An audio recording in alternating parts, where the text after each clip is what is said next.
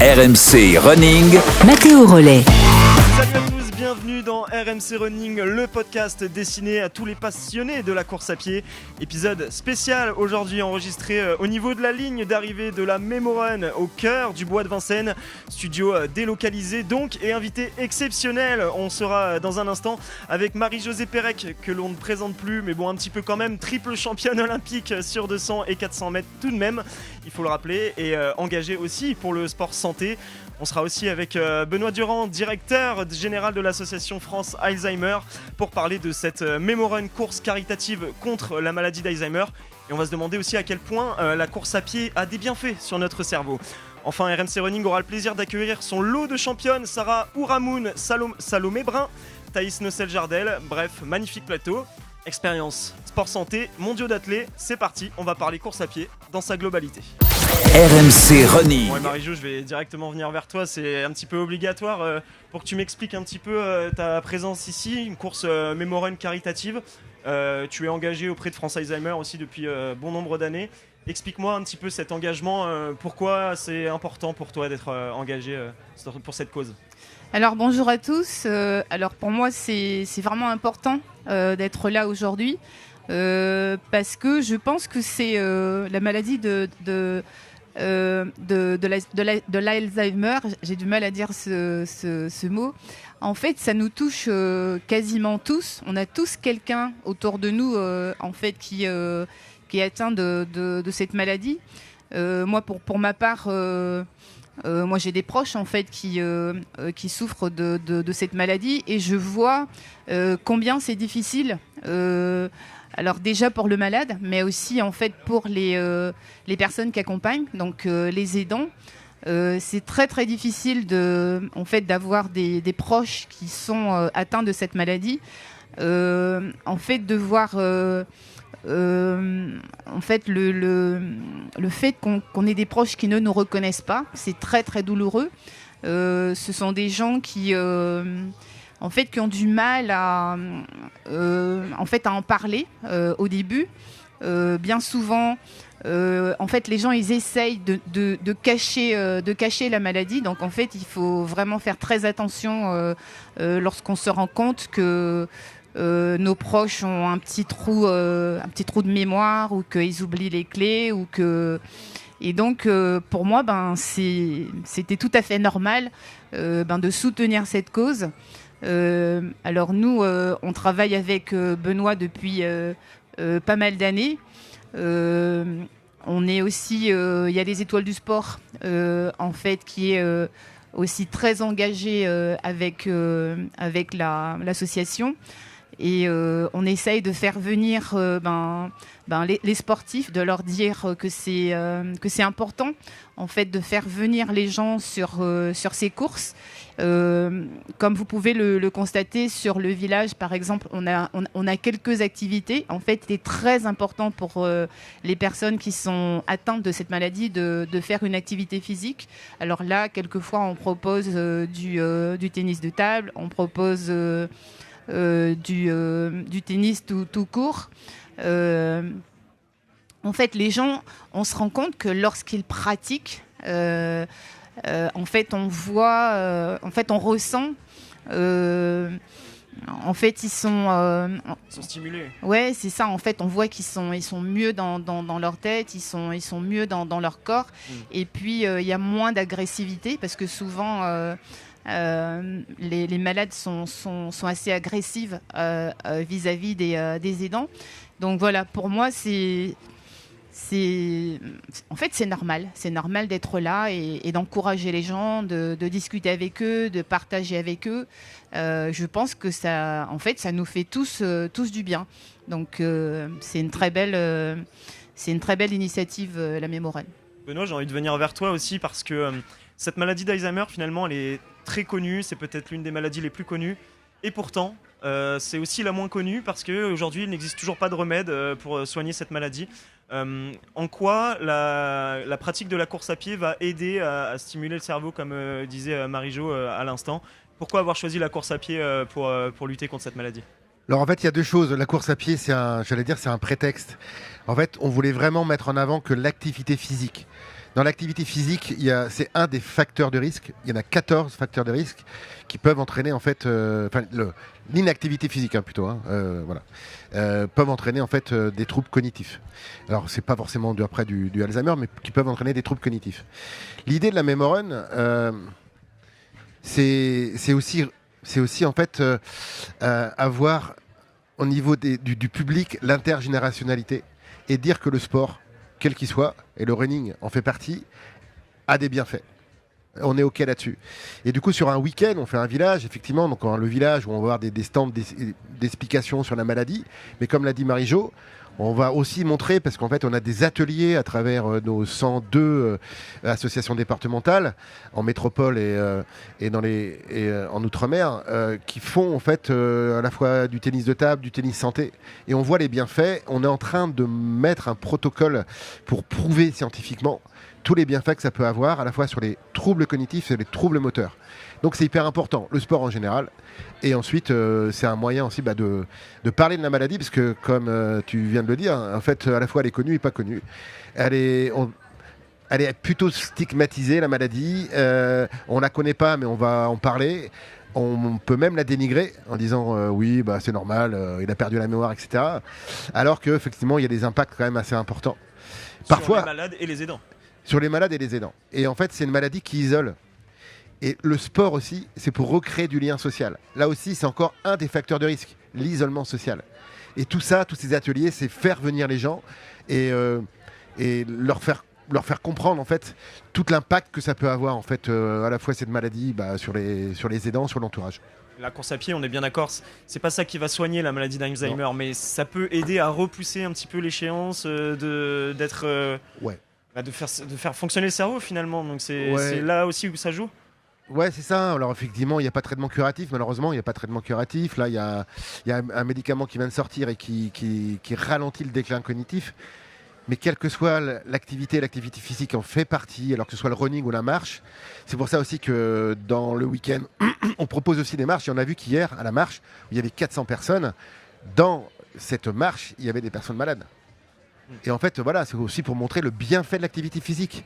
Et le running, c'est presque pour dire en fait aux générations presque, j'allais dire, qui peuvent être impactées à la fois par leurs grands-parents. Parce qu'on va dire, il y a quand même une moyenne d'âge assez jeune, de se dire, il y a des trucs à faire. Oui, en fait, je vais en parler plus. Oui, je vais mettre des choses en place. Oui, peut-être que je vais me rapprocher de France Alzheimer, qui est la seule association qui accompagne au quotidien les personnes impactées par la maladie. Donc en fait, tout ça, c'est mis en place pour ça, quoi. Et le running, évidemment, après, c'est super. Ceux qui sont capables de le faire, c'est super. Oui. Après, malheureusement, il y a des personnes malades ou des aidants qui ne sont pas capables de le faire, mais c'est pas grave. En fait, c'est leur dire que, venez avec nous, recréer du lien social. Si vous pouvez pas courir, marcher, mais en tout cas, c'est forcément du bienfait. Et vous avez aussi d'autres activités physiques. Ça, Marie-Jo, est-ce que c'est inspirant pour toi de voir qu'il peut y avoir des malades qui pratiquent, comme ce week-end, la course à pied, la marche? Parce qu'on parle souvent de sport santé, et j'ai l'impression quand même que le running, / la marche, c'est aussi peut-être le plus gros représentant du sport santé, parce que finalement, une paire de baskets et on part, quoi. C'est assez simple.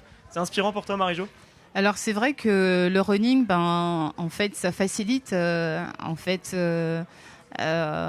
fait que les gens puissent faire quelque chose, parce que comme tu le dis, il suffit d'avoir une paire de baskets et puis de venir sur des événements comme ceux-là. Alors il y a aussi beaucoup de gens qui font ça seuls dans leur coin, mais je trouve que c'est bien de se retrouver, d'être avec les autres. Je pense que c'est plus inspirant. Et puis, lorsqu'on vient sur un village comme celui-là, le fait de partager avec les autres, on apprend beaucoup, on prend beaucoup d'énergie aussi. On repart avec de l'énergie, on repart avec des sourires, et donc on peut, on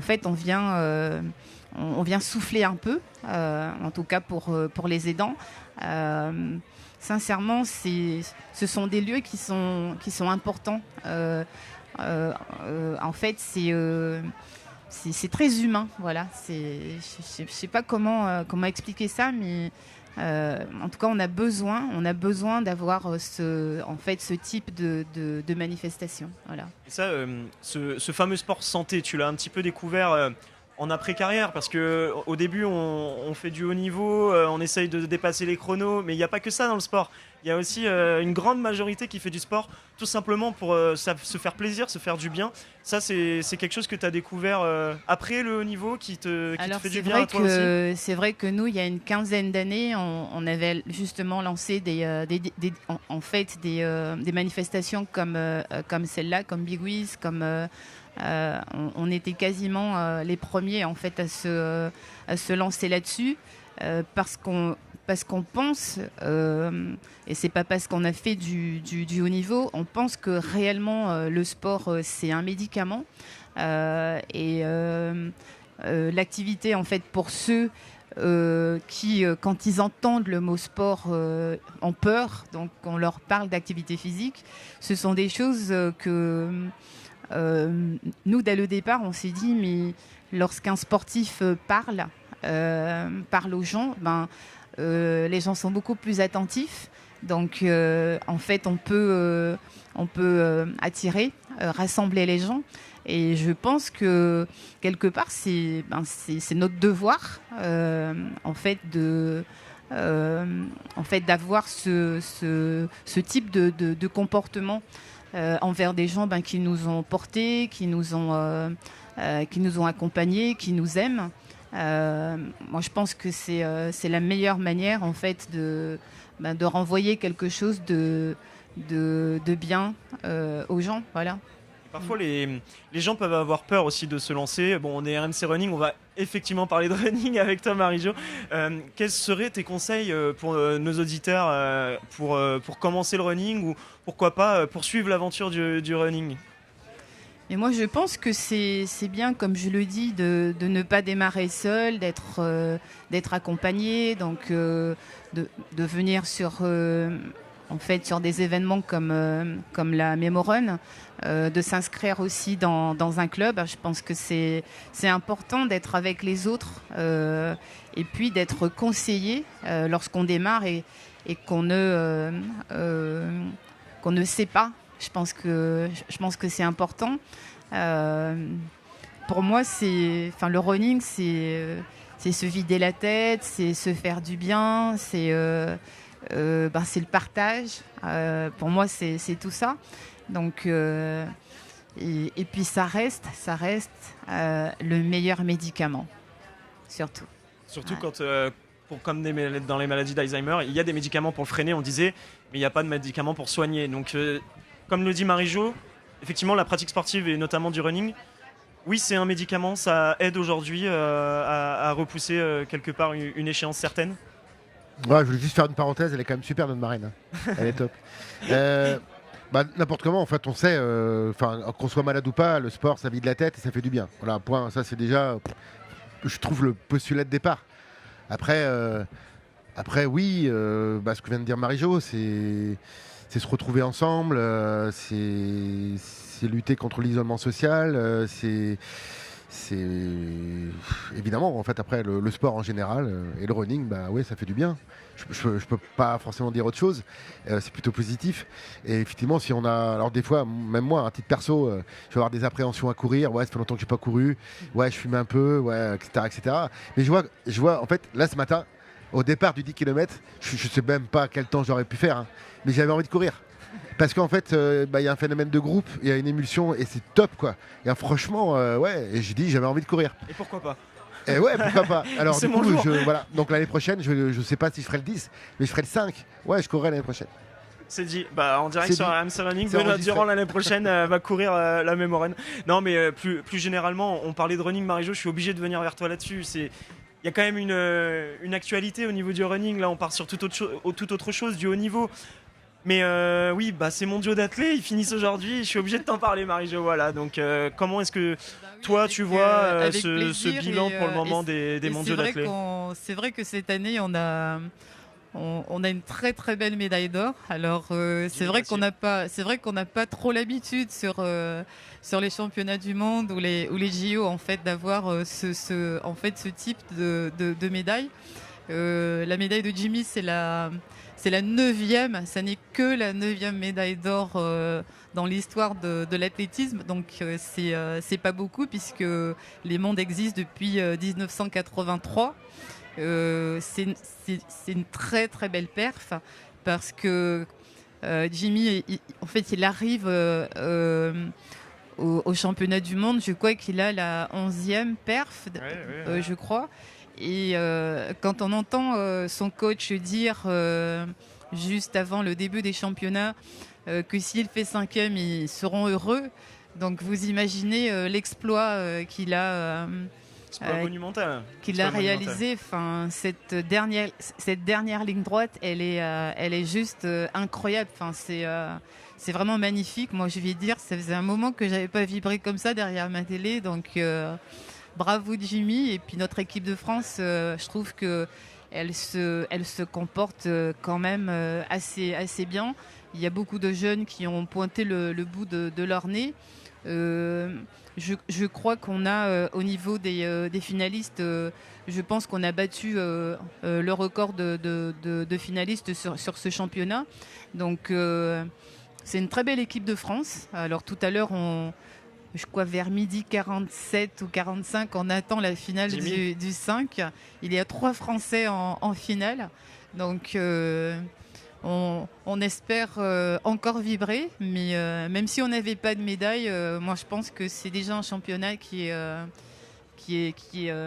vraiment à la hauteur. Voilà, oui, parce que dans les médias, finalement, on parle souvent de bilan comptable au niveau du tableau des médailles, etc.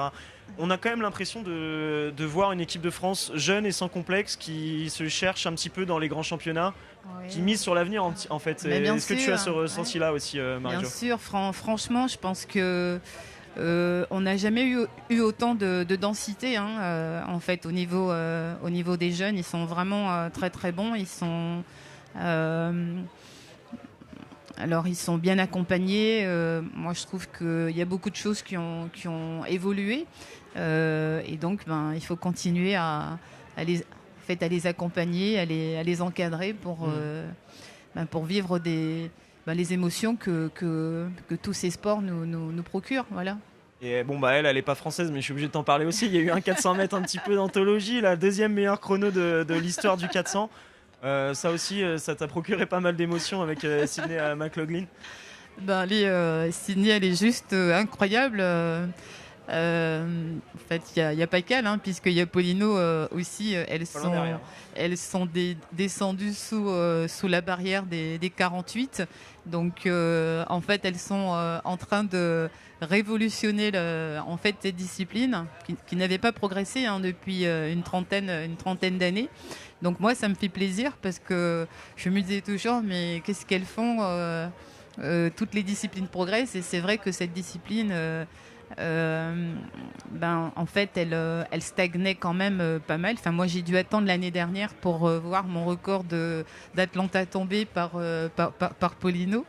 Donc, ça fait plaisir de voir en fait, que nos sports progressent et que il y a plus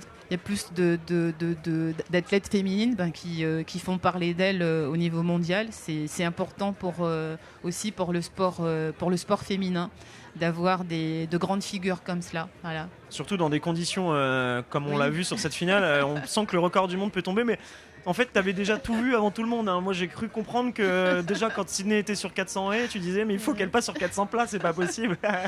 Ça fait un moment que j'espérais qu'elle le fasse, parce qu'avec ce qu'elle réalisait sur 400 haies, on pouvait imaginer ce qu'elle pouvait faire. Et c'est vraiment super qu'elle ait changé d'avis et qu'elle soit venue sur le 400 plats, parce qu'elle fait vraiment du bien à cette discipline et aussi à l'athlétisme, parce qu'on a besoin d'avoir en fait de grandes figures féminines pour faire venir les jeunes à pratiquer ce sport qui n'est pas un sport facile, et donc qui fait de moins en moins rêver les jeunes, parce qu'on a le sentiment qu'aujourd'hui tout le monde a envie de faire un sport fun qui fait pas mal, qui est voilà quoi. Donc on a besoin de femmes comme ces femmes-là pour donner envie. Voilà.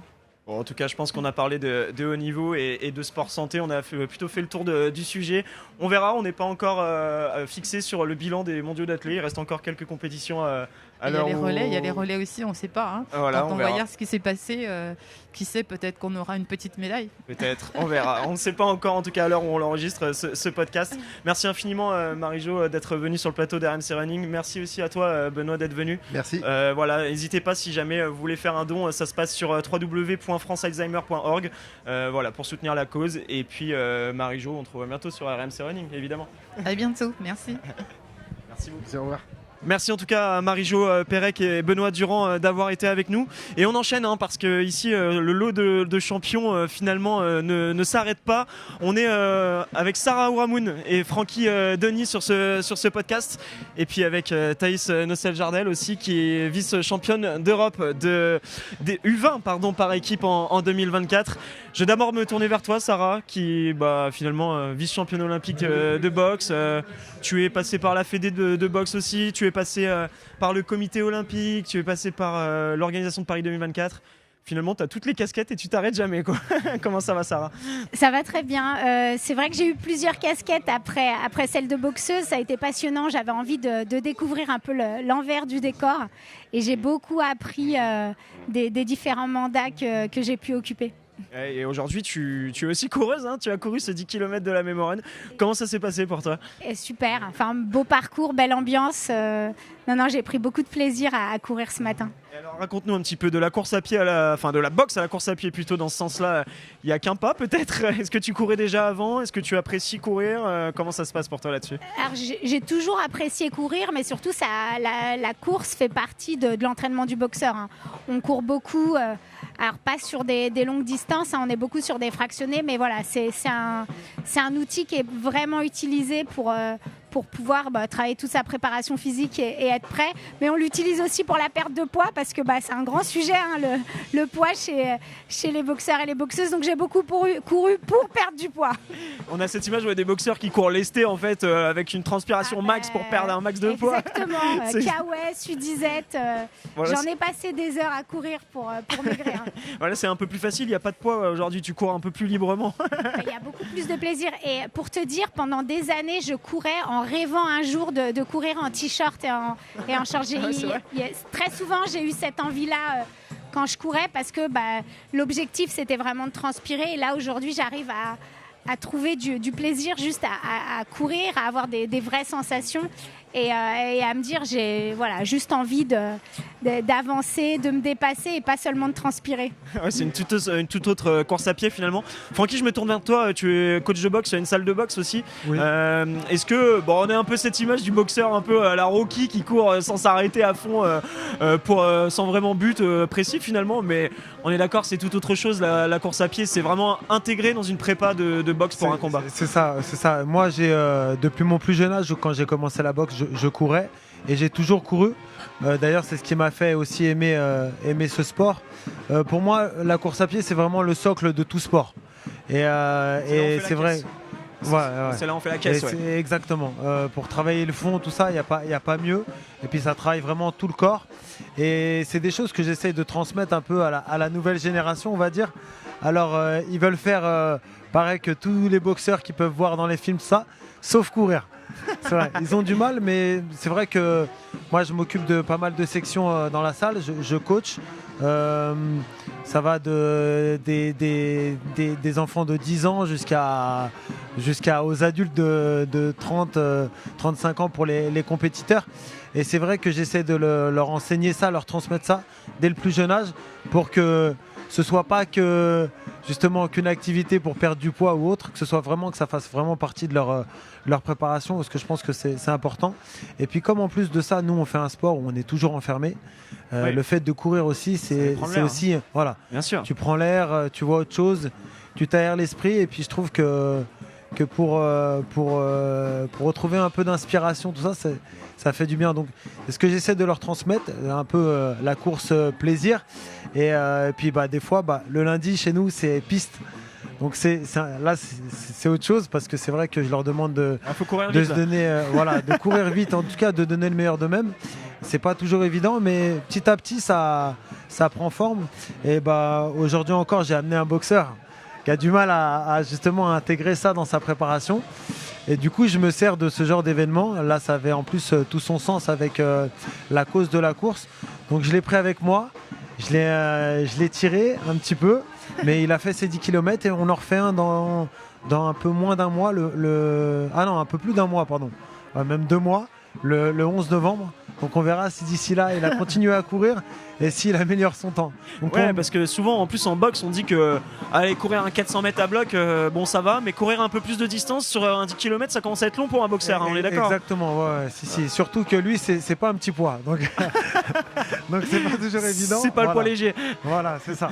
Donc, et c'est pas trop compliqué ça aussi, Sarah, de passer de cette étape à les tâches un petit peu ingrates, ensuite bon je le fais parce qu'il faut le faire et j'ai un combat à préparer, et ensuite enfin amener vers le plaisir. C'est un peu cette dérive-là qu'on essaye d'atteindre en boxe.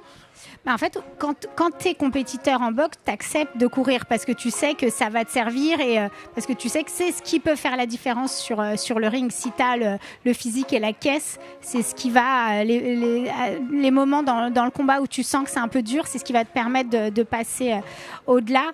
Aujourd'hui, je trouve que la difficulté, c'est de plus avoir d'objectif. En fait, quand tu as été compétiteur pendant des années et que là, tu cours sans vraiment d'objectif, c'est toujours difficile. Et moi, l'objectif aujourd'hui, c'est à la fois le plaisir et puis j'essaye quand même de me fixer des objectifs de temps, mais en me disant, bon, il faut accepter que la carrière est loin et donc la performance, elle ne peut pas être celle qui était il y a 10 ans. C'est juste se dépasser finalement. C'est juste se dépasser et accepter que on évolue, on vieillit aussi, le corps vieillit et donc voilà, les objectifs sont différents et puis le plaisir, je le trouve aussi dans le partage et dans le sens. Aujourd'hui, quand on court comme ça pour des causes, moi sur le long du parcours j'ai beaucoup pensé notamment aux familles et aux aidants qui portent, parce que voilà, je suis aussi dans cette situation là et là il y a une motivation supplémentaire, donc voilà.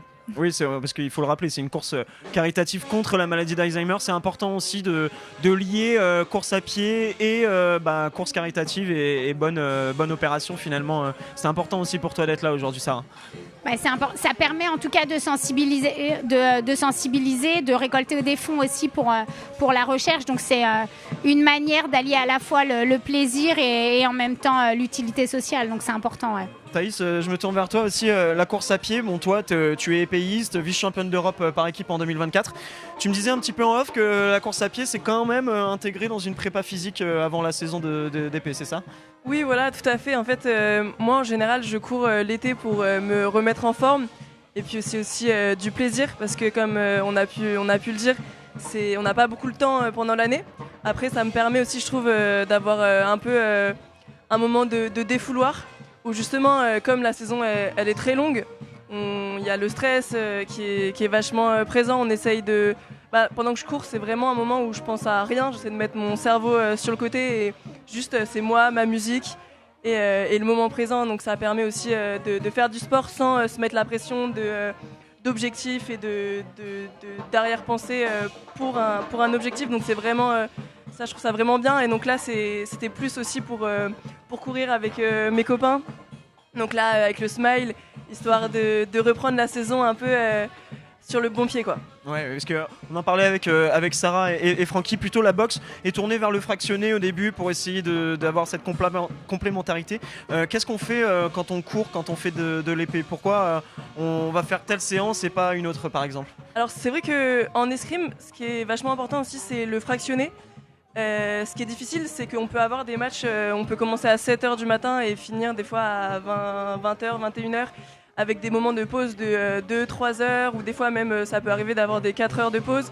Donc c'est de se remettre dedans, et c'est des moments très, très intensifs pendant des courtes périodes, courte durée, donc c'est vraiment des fractionnés qui peuvent être utiles aussi à notre sport.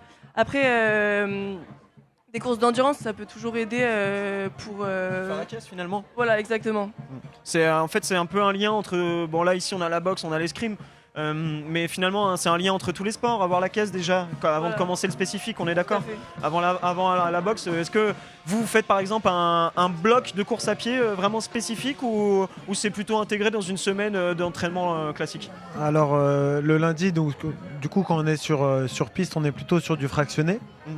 Voilà. Et ensuite, moi je leur demande de faire un footing qu'on appelle long. Ça va être 45 minutes, 1 heure maximum. Après, ils peuvent aller plus loin s'ils le souhaitent, à partir du moment où ils n'ont pas de problème au niveau des articulations ou autre. C'est pas un problème. Le footing long, il est fait, comme je le disais tout à l'heure, pour effectivement développer son endurance. Et puis, mais aussi, encore une fois, s'aérer l'esprit et prendre du plaisir et pas être dans une sorte de lâcher prise un petit peu. Parce que nous, c'est vrai qu'en séance, on est sans arrêt, monte tes mains, fais ci, enfin, on est toujours sur de la directive. Et du coup, le fait d'aller courir seul ou même accompagné, ou alors, comme tu disais, Thaïs, avec ta musique dans les oreilles, ça permet de vraiment s'aérer l'esprit et de penser à autre chose. Effectivement, entre la boxe, la semaine, plus les cours ou alors le travail, c'est vrai que si je leur demande encore plus de faire un footing avec un temps vraiment à respecter et une allure ou autre, je pense qu'ils auraient moins de motivation à y aller. Donc c'est vraiment un peu plus libéré, c'est ça. C'est ça, lâcher prise. Et Thaïs, toi aussi, tu rejoins un petit peu la boxe dans ce côté-là, parce que oui, on a besoin du haut du corps en escrime, on a aussi beaucoup besoin des jambes. Est-ce que ça aide aussi la course à pied à se développer musculairement? Est-ce qu'on touche les mêmes muscles globalement? Bien sûr, je pense que oui, ça aide. On utilise vachement le bas du corps. Peut-être même, je dirais, un peu plus le bas du corps, où il y a vachement un jeu de rythme de jambes, laisser tomber dans le vide, ce qu'on appelle, pour justement pas se faire toucher puis repartir direct. Et donc ça demande de l'explosivité. Et donc tout ça, c'est des muscles qui sont travaillés dans la course. Sarah, toi, aujourd'hui, la course à pied t'aide aussi à avoir trouvé une autre discipline, d'autres objectifs et, comme tu disais, te faire plaisir. Comment est-ce qu'on arrive à se faire plaisir sur un 10 km où, quand on court à fond, le 10 km, c'est quand même une course qui est particulièrement dure? Le plaisir, il est dans la fierté de se dépasser, dans la fierté d'atteindre ses objectifs. Moi aujourd'hui je suis presque en mode reconstruction parce que je me suis fait une rupture du tendon d'Achille. C'est une blessure que j'avais le tendon bien abîmé depuis des années et en fait cette rupture ça m'a beaucoup freinée, donc je suis en train de me reconstruire et la course, les objectifs de temps, de sensations, c'est aussi ce qui me permet de retrouver un peu de force, de plaisir. J'ai l'impression d'avoir tout perdu et donc le fait de me dire je remets des baskets et je sors courir et là je le fais seule.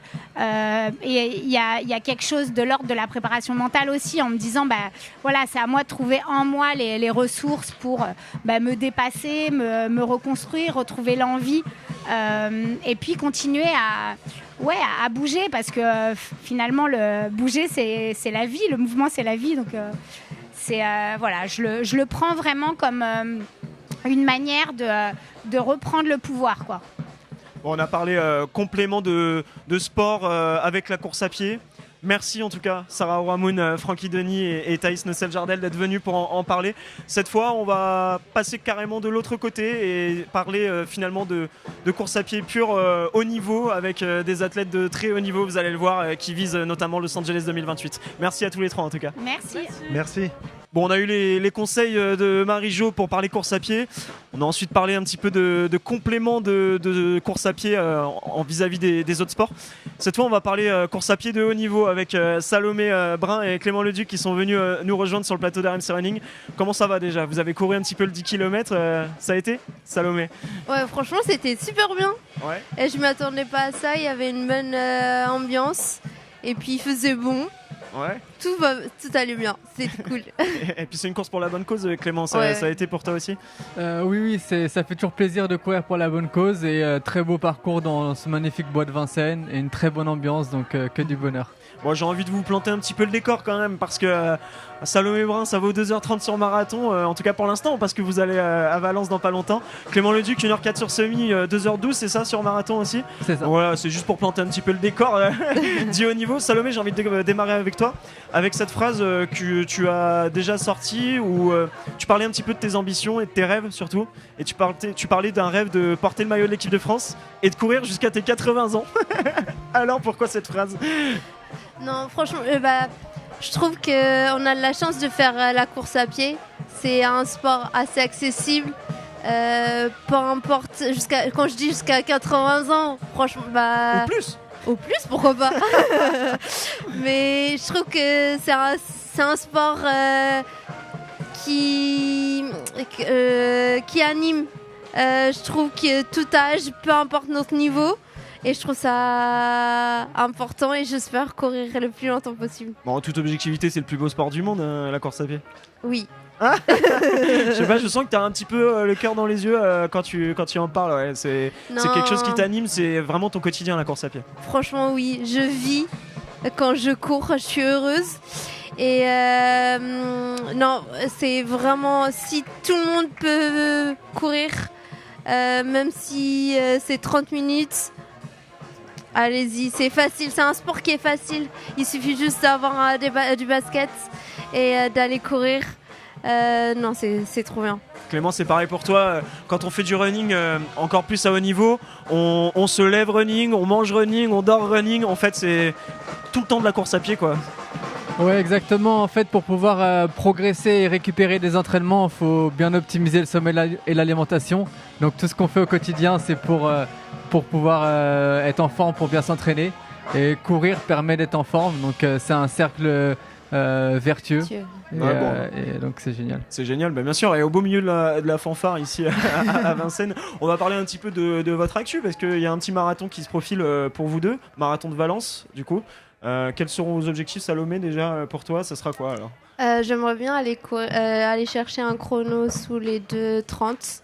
Ton record personnel, je travaille pour ça. Ouais. Et c'est de 2h30, tu as un chrono précis en tête déjà, ou c'est vraiment sub 2h30 déjà? J'ai un chrono précis, mais on n'en parle pas, hein. Déjà aller chercher sous les 2h30, ce serait super chouette. Clément, toi tu viseras quoi? Parce que vous allez courir tous les deux du coup là-bas, hein. Oui, c'est ça, on court tous les deux et moi j'aimerais bien faire moins de 2h10. Vous vous positionnez pas trop quand même. Normalement, quand on est à ce niveau-là, il y a un chrono précis en tête, ça se joue à la seconde même. Oui, on a un chrono précis, mais on a un chrono en tête actuellement et on va l'affiner au fur et à mesure de la préparation. Et vu qu'on est encore à 2 mois et demi de la course, ça sert à rien de donner un chrono précis. Ouais, il faut pas se porter la chkoumoun, on va dire. Exactement. Non, mais je parlais de Valence parce que c'est une étape importante pour vous, ce marathon de Valence. Oui, il y a cet objectif de faire un très beau chrono à Valence, mais il y a surtout un objectif plus lointain, c'est de viser les JO de Los Angeles 2028. À quel point cette course de Valence est importante dans la construction de ce projet, Salomé? En fait, cette course ça va me permettre déjà de m'approcher des meilleures françaises et aller chercher justement, en fait c'est une étape. C'est une grosse étape qui va me permettre de voir de ce que je suis capable, à quel point j'ai de la marge de progression. J'ai envie de te prouver quelque chose à Valence, te prouver que finalement tu fais partie des meilleures athlètes françaises sur marathon? Oui. Ça, c'est vraiment l'objectif principal. Oui. Est-ce que en passant la ligne, par exemple, quand tu as fait 2h30 à Valence, c'était l'an dernier, je crois, hein, c'est ça? Oui. Voilà. Est-ce qu'il y a un sentiment de fierté de dire waouh, ok, j'ai fait une prépa qui était dure, qui était longue, mais là, c'est fait. J'ai vraiment atteint un objectif que je pensais presque pas réalisable avant d'entamer la prépa, quoi. Honnêtement, non. Parce que tout le monde m'a parlé de la fameuse du tapis bleu, de l'arrivée et de l'émotion et tout ça. Pour le moment, j'ai jamais ressenti cette émotion parce que j'avais tellement peur que mes jambes me lâchent et concentré jusqu'au bout, quoi. Ouais, que j'aille pas jusqu'au bout. J'étais plus un soulagement dans le sens où c'est bon, ils ont tenu, mais pas le chrono. C'est après que je réalise, mais sur le coup, non, je suis juste contente d'avoir tenu jusqu'au bout. Alors enfin fini, ça y est, on va pouvoir passer au repas, quoi. Franchement, c'est dur. Moi, j'ai trouvé ça dur et du coup, j'aimerais bien cette année plus profiter de ce fameux tapis bleu. Ouais. Clément, toi, je vais te poser aussi un peu la même question finalement sur ce projet Paris. Non, Paris 2024 c'est déjà passé, mais Los Angeles 2028. À quel point Valence justement c'est une étape dans cette prépa là? Alors là, on va courir Valence en 2025 et dans 2 ans, 2027, c'est là où il faut faire le chrono pour se qualifier à Los Angeles qui sera au mois d'août 2028. Donc on va dire qu'il nous reste 3 marathons. Celui-là qui est une étape importante pour voir ce qu'on peut courir en 2026 et 2027. Et ce sera en 2027 qu'il faudra courir le plus vite possible. Il faut prendre ses repères finalement. Ouais, c'est ça. Prendre ses repères et essayer de grappiller des minutes au fur et à mesure pour en 2027 être proche ou faire les minima. Et après, il y aura les 3 premiers Français qui est pour moi le plus difficile. En fait, être dans les 3 premiers sera plus difficile que de faire les minima. Mais il faut déjà avoir la marge de progression pour faire les minima en 2027. Oui, parce que tu le disais, courir en moins de 2h10 cette année à Valence, c'est un vrai objectif. Mais il y a aussi cette densité, mais tout comme Salomé au niveau des féminines, il y a une densité maintenant sur marathon qui est quand même assez incroyable. Faire moins de 2h10, je ne sais plus combien de Français l'ont fait déjà, mais il y en a un paquet, il y en a plus que 3 en tout cas, ça c'est sûr. Je pense qu'il doit y avoir 7 ou 8 peut-être l'année des Jeux qui ont fait moins de 2h10. C'est quand même incroyable. Et ouais, c'est une densité énorme. Il faut savoir que je pense que dans les 15 meilleurs Français tout temps, il y en a 12 ou 13 qui ont couru il y en a 12 ou 13 qui l'ont fait en 2024 ou 2025. Donc c'est aussi les plaques carbone qui font qu'on peut s'entraîner plus, récupérer plus vite et donc progresser et aussi courir plus vite sur le marathon. Mais il y a aussi l'engouement qui fait que il y a telle personne qui court 2,6, 2,7. En fait c'est réalisable, donc je vais essayer de partir sur la base de 2,6, 2,7 sur le marathon. Et ça passe pour certains, c'est ce qui s'est passé en 2024. Et l'engouement est très positif, ça tire chacun vers le haut. Et aussi bien en demi-fond court qu'en demi-fond long et au marathon, chez les hommes et chez les femmes, il y a un gros niveau en France en 2025. Donc ça tire tout le monde vers le haut et c'est une bonne chose.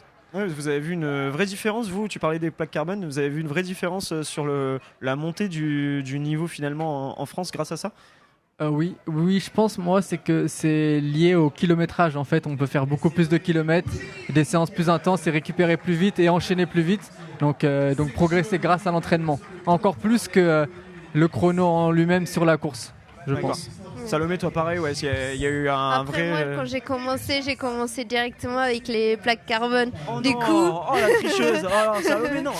Du coup, j'ai moins de recul qu'avec Clément. Ok. Mais oui, donc tu as commencé direct avec les plaques carbone et toi aussi tu vois que c'est peut-être pas lié à la performance, mais en tout cas dans la récupération musculaire, peut-être que ça aide beaucoup. Oui. Ouais. Franchement, on est capable d'enchaîner 3 entraînements vraiment intensifs dans le week-end sans vraiment avoir mal dans les mollets, avoir les mollets chargés. Ça, il va falloir le dire à nos auditeurs d'RMC Running. Je crois qu'on en a un qui attend là pour en parler. Alors en plus il a la médaille, c'est quoi ton prénom? Tiens, prends le micro, vas-y. Quel est ton prénom? Moi c'est Thomas du coup. Thomas? Ouais. Et Thomas est avec? Raphaël. Bon, et vous avez des petites questions à poser à nos athlètes juste pour vous poser le décor, ça court 2h12 sur marathon et 2h30, voilà. Ah ouais, ok, impressionnant. Et ça fait quoi là pour aujourd'hui du coup? C'était 10 km pour vous aussi hein. C'est 10 km aussi. T'as fait quoi? J'ai fait 3,26 de moyenne sur le 10 km au kilo, donc 34,20 je crois à peu près. Ouais. Et 36 je crois. 36, Salomé qui gagne haut la main ce petit 10 félicitations. km. Et puis Clément qui prépare aussi le marathon de Valence là, qui a couru 90% allure marathon, c'est ça? Ouais, c'était la consigne du jour. Voilà, la consigne du jour, 90% allure marathon, c'est du 3,26 au kilomètre. Impressionnant. Non, comment s'est passé ton 10 km moi ça s'est plutôt bien passé. J'avais un objectif de faire un sub 45, j'ai fait 43, donc plutôt content. Il y a un moment où vers le 6 km c'était compliqué, mais j'ai un pote qui m'a rejoint pour un peu me pacer. Donc là ça m'a vraiment mis un coup de boost, donc c'était vraiment... il m'a bien aidé. Bravo. Moi c'est ça, RMC Running aussi, c'est de mélanger les athlètes professionnels et les athlètes amateurs. 43 minutes, c'est beau pour un 10 km. Franchement, le premier t'es content? en plus, j'étais Vous êtes content. le premier 10 km? Le premier en compète. Est-ce que vous vous souvenez vous deux de votre premier 10 km, tiens? Oui. Et alors ça donnait quoi? Je crois que j'avais fait 39. 39,09 t'avais Ouais, fait, je crois. 39,09. Ouais, 39,09, toi Et Clément. moi, alors moi, j'avais fait 34,12 je crois, en junior 1 ou junior 2, junior 1 je crois. Et est-ce qu'on a ce même sentiment de fierté, voilà, de faire un 10 km en course pour la première fois Bah oui, déjà, un 10 km, franchement, ça nous paraît interminable. Ouais, toi c'était au 6ème kilomètre où c'était un peu dur. Ouais, c'était un peu dur, ouais. Est-ce que t'as couru toi Ouais, aussi. Et alors, ça donnait quoi? Moi j'ai fait 37, Ok. donc c'était une course de reprise là, fort. Ah, mais là on est un athlète de haut niveau. en Non, fait. normalement je suis plutôt en trail, c'est pour ça. Ok. Donc là c'était une course et j'avais des copains qui m'ont dit viens faire cette course, alors je suis venu là. et voilà. Et alors courir pour la bonne cause aussi Ouais, c'est ça. Et voilà, en plus c'est une course très sympa, le parcours est très cool dans le bois. Ouais. Non, ça fait plaisir. Bon, trail, mais je sais pas si. Est-ce que des fois vous avez des questions potentiellement à poser à nos athlètes, je sais pas, sur n'importe quel sujet, sur le running Non, ça se passe bien pour vous? Bah justement, est-ce que vous sortez un peu de la route parfois ou vous restez vraiment focalisé sur des allures route ou vous vous permettez de partir sur un peu plus trail ailleurs ou... Est-ce que vous faites du trail, tiens, dans une préparation marathon? Non, on fait pas du trail, mais par contre on fait pas mal, par exemple sur les footings de récup et tout. Et puis là on a la chance nous d'habiter juste à côté de Bois de Vincennes et du coup on s'amuse vraiment, on rentre vraiment dans le bois pour avoir du terrain un peu plus souple. Et sinon bah on est des crossman. Ouais, un petit peu de cross. L'hiver. Oui. Du coup, on touche un peu à tout. Il faut savoir que normalement, quand on est marathonien, s'il y a un petit pont, c'est le max du D+ qu'on peut avoir sur la course. Surtout à Valence, qui est quand même tout plat. Hein. C'est réputé pour être vraiment très roulant. C'est vrai. Il y a combien de D+ d'ailleurs à Valence? On sait ça Je pense autour de 100 ou moins de 100. Ouais, moins de 100 Moins de 100, je moins de pense. 100 sur un marathon, on est quand même sur quelque chose rien. d'assez plat. Clément, il adore les côtes et le trail surtout. On va souvent à Font-Romeu pour s'entraîner et Salomé elle vole dans les côtes. Ah ouais c'est très facile pour elle et moi j'ai beaucoup de mal. Mais il n'y aura pas de carrière d'ultra trailer après le marathon alors Clément. On sait jamais mais c'est pas mes qualités. Mais pourquoi pas? Non, en tout cas c'était vraiment très agréable de vous recevoir au micro d'RMC Running. Merci, on vous souhaite et bravo. Bravo à vous les gars et puis Clément, Salomé, on vous souhaite évidemment tout le meilleur pour Valence. Merci beaucoup. Un somme de 30 à somme de 10 et vous reviendrez nous raconter ça. Avec grand plaisir. Avec plaisir. Bon allez, je vais juste faire mon petit mot de la fin. Merci infiniment à Marie-Josée Pérec d'avoir été avec nous. Merci à Benoît Durand pour ce témoignage aussi sur cette maladie d'Alzheimer qui touche, on le rappelle, environ 900 000 personnes en France. Alors si vous voulez faire un don, n'hésitez pas, ça se passe sur www.francealzheimer.org. Et puis encore une fois, merci à vous les champions. On a reçu Sarah, on reçoit Salomé, on a reçu Thaïs, on a reçu Clément. RMC Running vous souhaite donc le meilleur pour la suite. Et ce conseil de fin pour terminer toujours le podcast, bon, quelque peu changé pour ce podcast délocalisé. Sortez vos baskets, mettez-vous à la course à pied, ça aide à rester en bonne santé. Merci, salut à tous. RMC Running.